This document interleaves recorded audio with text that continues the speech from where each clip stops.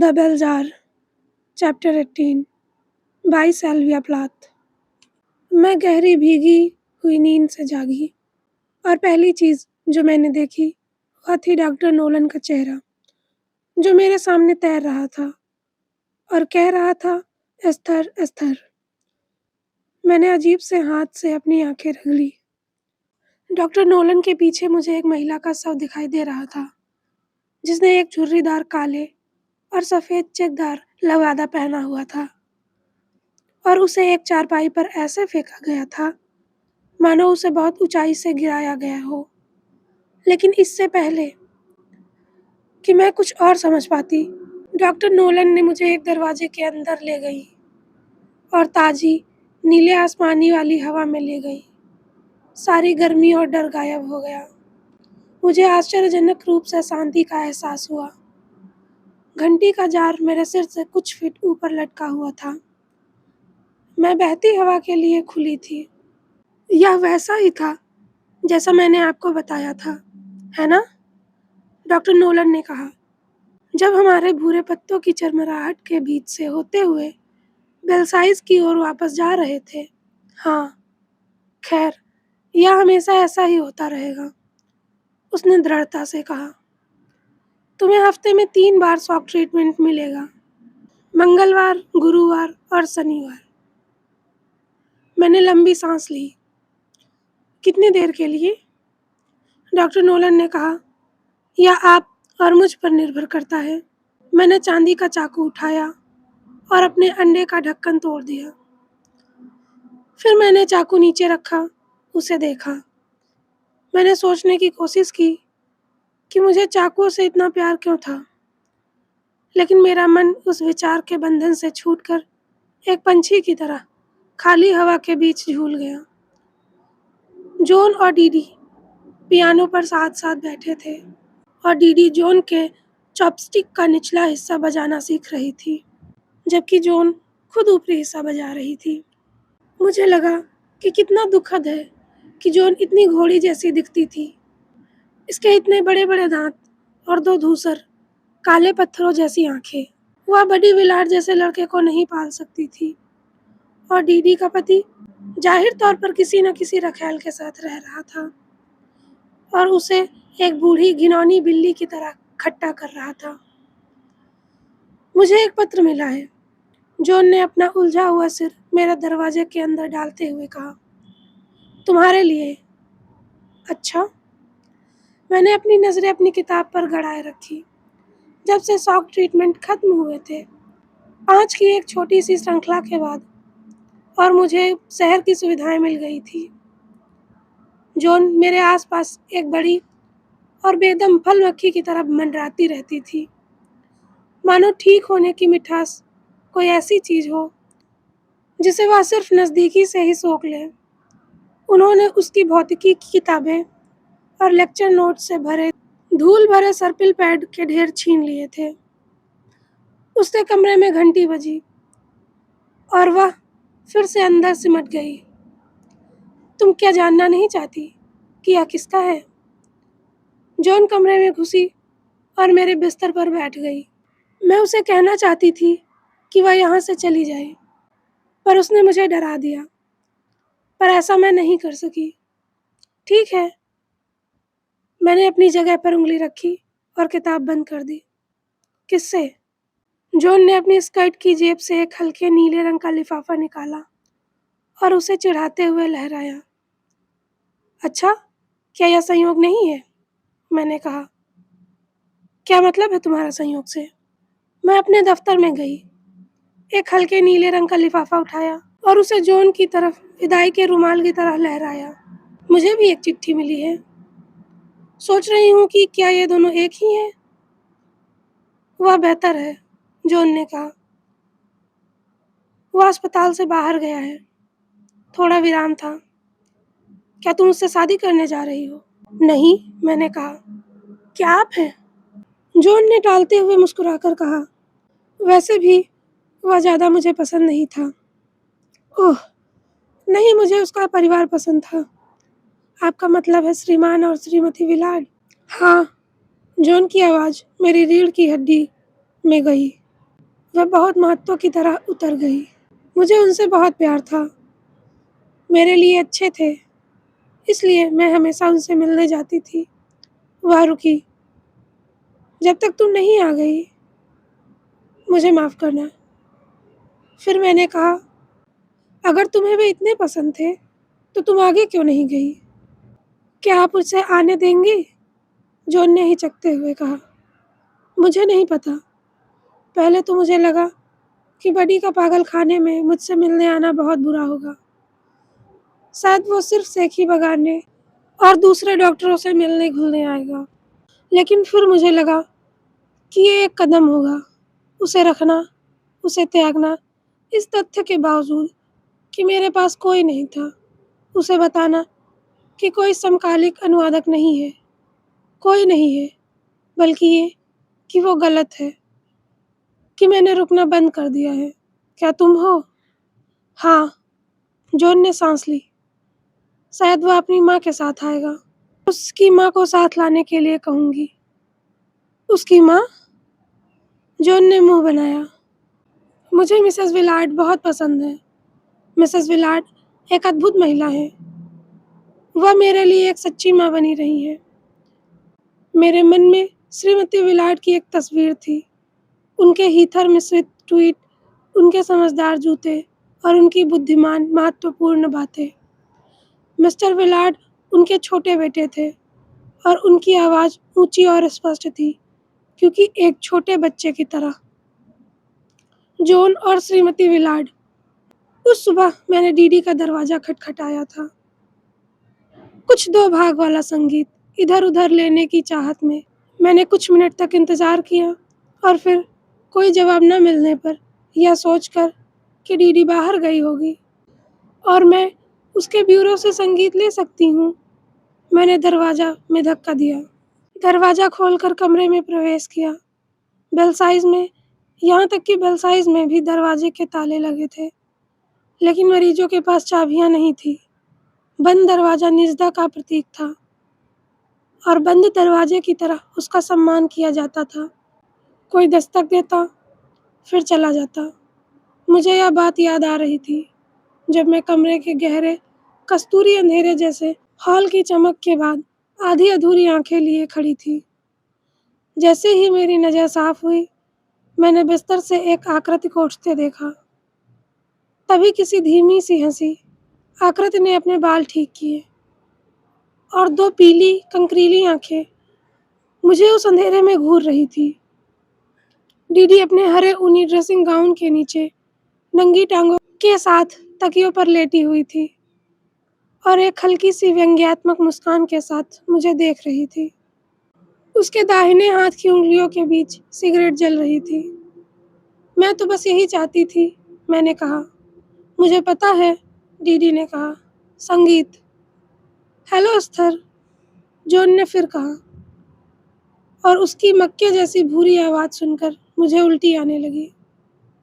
मेरा इंतज़ार करो अस्थर, मैं तुम्हारे साथ नीचे वाला हिस्सा बजाती हूँ। अब जॉन ने दृढ़ता से कहा। मुझे बडी विलार्ड भी बहुत पसंद नहीं आया। उसे अब लगता था कि वह सब कुछ जानती है। उसे लगता था कि वह औरतों के बारे में सब कुछ जानता है। मैंने जॉन की तरफ देखा। उस खौफनाक एहसास के बावजूद और अपनी पुरानी जड़ जमाई हुई नापसंदगी के बावजूद जॉन ने मुझे मोहित कर लिया। या किसी मंगल ग्रहवासी या किसी खास तौर पर मस्से वाले टोट के दिखने वाले जैसा था। उसके विचार मेरे विचार नहीं थे, ना ही उसकी भावनाएं मेरी भावनाएं, लेकिन हम इतने करीब थे कि उसके विचार और भावनाएं मेरी अपनी एक विकृत काली छवि लगती थी। कभी कभी मैं सोचती थी कि क्या मैंने जॉन को गढ़ा है। कभी कभी मैं सोचती थी कि क्या वह मेरे जीवन के लिए संकट में आकर मुझे याद दिलाती रहेगी कि मैं क्या थी, मैंने क्या क्या सहा है। और मेरी नाक के नीचे अलग अलग, लेकिन वैसा ही संकट लेकर आती रहेगी।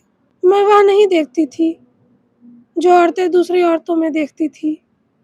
मैंने उस दोपहर डॉक्टर नोलन से अपने इंटरव्यू में कहा था, एक औरत को एक औरत में क्या दिखता है जो वह एक आदमी में नहीं देख पाती। डॉक्टर नोलन कुछ देर तक रुकी, फिर उन्होंने कहा, कोमलता। इससे मेरी बोलती बंद हो गई। मुझे तुम पसंद हो, जॉन कह रही थी। मुझे तुम बडी से भी ज़्यादा पसंद हो। और जैसे ही वह एक मूर्खतापूर्ण मुस्कान के साथ मेरे बिस्तर पर लेट गई, मैं अपने कॉलेज के छात्रावास में हुआ एक छोटा सा कांड याद आ गया। जब एक मोटी, बड़े स्तन वाली सीनियर छात्रा, जो दादी माँ जैसी घरेलू और धर्म की छात्रा थी, और एक लंबी बेढंगी प्रोफेशन जिसका इतिहास अपनी ब्लाइंड डेट्स की तरह चालाकी से भरे तरीकों से सुबह सुबह छोड़ दिया जाना था, एक दूसरे से बहुत ज़्यादा मिलने लगे थे। वे हमेशा साथ रहते थे और एक बार किसी ने उन्हें गले मिलते हुए देख लिया था। तो कहानी यह थी कि वह मोटी लड़की के कमरे में थी। लेकिन वे क्या कर रहे थे, मैंने पूछा था।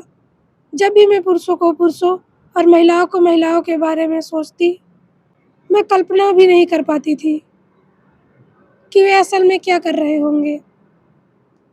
ओह, जासूस ने कहा था।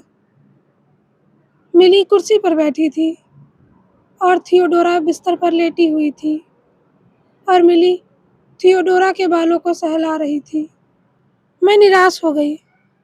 मैंने सोचा था कि मुझे किसी खास बुराई का एहसास होगा। मैं सोच रही थी कि क्या सभी औरतें दूसरी औरतों के साथ सिर्फ झूठ बोलती हैं और गले मिलती हैं। बेशक मेरे कॉलेज की एक मशहूर महिला कवित्री और एक महिला के साथ रहती थी, एक छोटी सी कद वाली शास्त्रीय संगीत के विद्वान जिसके बाल कटे हुए थे। और जब मैंने उस कवित्री से कहा कि शायद एक दिन मैं शादी कर लूं और मेरे बच्चे हो जाएं, तो वह मुझे डराने और घूरने लगी। उसने रोते हुए कहा, लेकिन तुम्हारे करियर का क्या होगा? मेरा सिर दुख रहा था। मैं इन अजीबो-गरीब बूढ़ी औरतों की ओर क्यों आकर्षित हुई?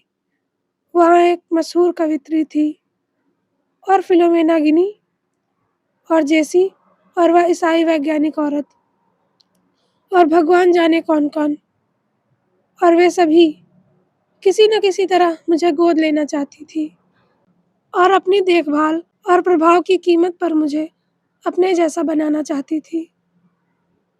आप मुझे पसंद हो।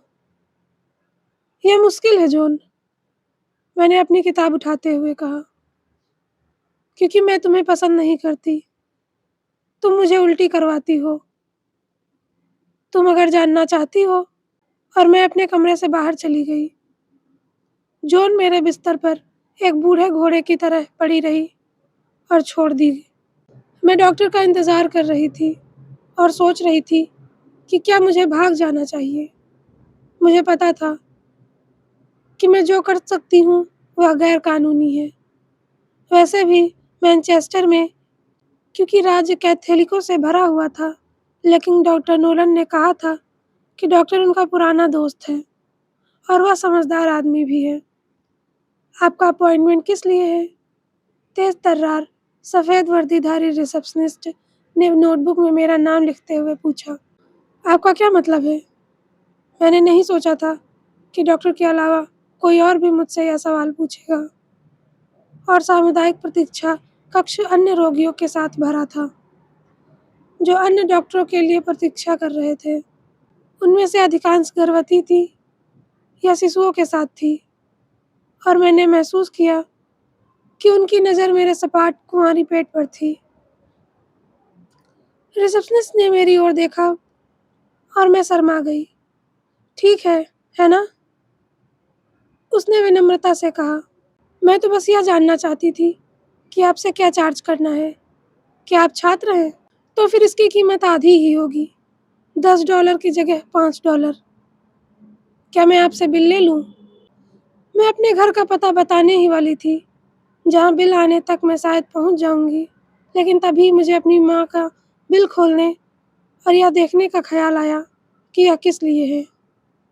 मेरे पास बस एक ही पता था। वह था एक साधारण बॉक्स नंबर, जिसका इस्तेमाल वे लोग करते थे जो यह बताना नहीं चाहते थे कि वे पागल खाने में रहते हैं। लेकिन मुझे लगा कि रिसेप्शनिस्ट शायद बॉक्स नंबर पहचान लेगी, इसलिए मैंने कहा मुझे अभी भुगतान कर देना चाहिए, और अपनी जेब में रखे $5 के नोट को रोल से निकाला। वे $5 उस पैसे का हिस्सा थे जो फिलोमेना गिनी ने मुझे एक तरह से शुभकामना के तौर पर भेजा था। मैं सोच रही थी कि अगर उसे पता चलेगा कि उसके पैसों का इस्तेमाल हो रहा है, तो वो क्या सोचेगी। चाहे वो जानती हो या नहीं, फिलोमोना गिनी मेरी आज़ादी खरीद रही थी। मैंने डॉक्टर नोलन से कहा था, मुझे किसी मर्द के अधीन होने के ख्याल से ही नफरत है। मर्द को दुनिया की चिंता नहीं होती है, जबकि मेरे सिर पर एक बच्चा एक बड़ी छड़ी की तरह लटकता रहता है, जो मुझे नियंत्रण में रखता है। यदि आपको बच्चे की चिंता न करनी पड़े, तो क्या आप अलग तरह से व्यवहार करेंगे? हाँ, मैंने कहा। लेकिन मैंने डॉक्टर नोलन को उस विवाहित महिला वकील और उसकी शुद्धता की रक्षा के बारे में बताया। डॉक्टर नोलन ने मेरा इलाज खत्म होने तक इंतज़ार किया और फिर वो ज़ोर से हंस पड़ी। उन्होंने कहा, प्रोपेगेंडा, और डॉक्टर का नाम और पता एक पर्चे पर लिख दिया। मैं घबराहट में बेबी टॉक का एक अंक पलट रही थी। पन्ने दर पन्ने, चॉकलेटी रंग के बच्चे, आइजनहावर जैसे बच्चे, पहली बार करवट बदलते बच्चे, झुनझुने की ओर हाथ बढ़ाते बच्चे, ठोस भोजन का पहला चम्मच खाते बच्चे, बड़े होने के लिए ज़रूरी छोटी छोटी मुश्किलें करते बच्चे, कदम दर कदम एक बेचैन और बेचैन दुनिया में। मुझे पैबलम, खट्टे दूध, नमकीन, कॉड जैसे बदसूरत डायपर से मिली जुली गंध आ रही थी और मैं दुखी और कोमल महसूस कर रही थी। मेरे आसपास की औरतों के बच्चे पैदा करना कितना आसान लगता था। मैं इतनी माँ जैसी क्यों नहीं थी और इतनी अलग अलग क्यों थी। मैं डोडो कॉनवे जैसे मोटे ताजे बच्चे के बाद खुद को बच्चे के लिए समर्पित करने का सपना क्यों नहीं देख सकती थी। अगर मुझे पूरा दिन बच्चों का इंतज़ार करना पड़े तो मैं पागल हो जाऊंगी। मैं सामने वाली औरत की गोद में देखती, मुझे पता ही नहीं था कि वह कितनी बड़ी थी। मैंने कभी सोचा ही नहीं था। बच्चों के साथ तो मैं बस यही जानती थी कि वह नीली लकीर की तरह हो सकते हैं और गुलाबी होठों के पीछे बस दांत पीसते हैं। उसने अपना छोटा सा हिलता हुआ सिर कंधों पर रखा था।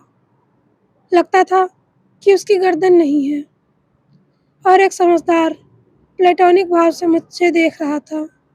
बच्चे की माँ उस बच्चे को गोद में लिए हुए मुस्कुराती रही, मानो वह दुनिया का पहला अजूबा हो। मैं माँ और बच्चे को अपनी आपसी संतुष्टि के लिए कोई सुराग ढूंढने के लिए देख रही थी। लेकिन इससे पहले कि मैं कुछ समझ पाती, डॉक्टर ने मुझे अंदर बुला लिया। आप फिटिंग करवाना चाहेंगी? उन्होंने खुशी से कहा और मुझे राहत मिली कि वे ऐसे डॉक्टर नहीं थे जो अजीब सवाल पूछे। मैंने सोचा था कि मैं बता दूं कि जैसे कि उनका शहर चार्ल्सटाउन नेवी यार्ड में मुझे पहुंचाएगा। मैं एक नाविक से शादी करने की योजना बना रही हूँ और मेरे पास सगाई की अंगूठी न होने का कारण यह था कि हम बहुत गरीब थे। लेकिन आखिरी क्षण में मैंने उस आकर्षक कहानी को अस्वीकार कर दिया और बस हाँ कह दिया। मैं यह सोचते हुए परीक्षा की मेज पर चढ़ गई, मैं आज़ादी की ओर चढ़ रही हूँ। भय से आज़ादी, गलत व्यक्ति से शादी करने से आज़ादी, बडी विलार्ड की तरह, सिर्फ सेक्स के कारण, फ्लोरेंस क्रिटेंस होम से आज़ादी, जहाँ सभी गरीब लड़कियाँ जाती हैं, जिन्हें मेरी तरह ही बाहर जाना चाहिए था, क्योंकि उन्होंने जो किया वह वे वैसे भी करेंगी, चाहे कुछ भी हो।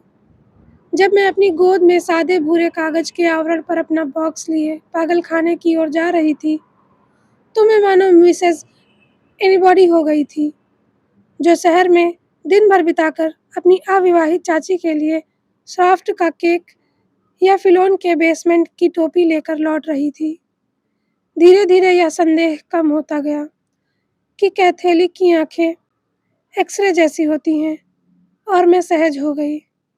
मैंने सोचा, खरीदारी की अपनी सुविधा अनुसार मैंने अच्छा किया। मैं अपनी औरत थी। पहला कदम उचित प्रकार का आदमी ढूंढना था। Thank you.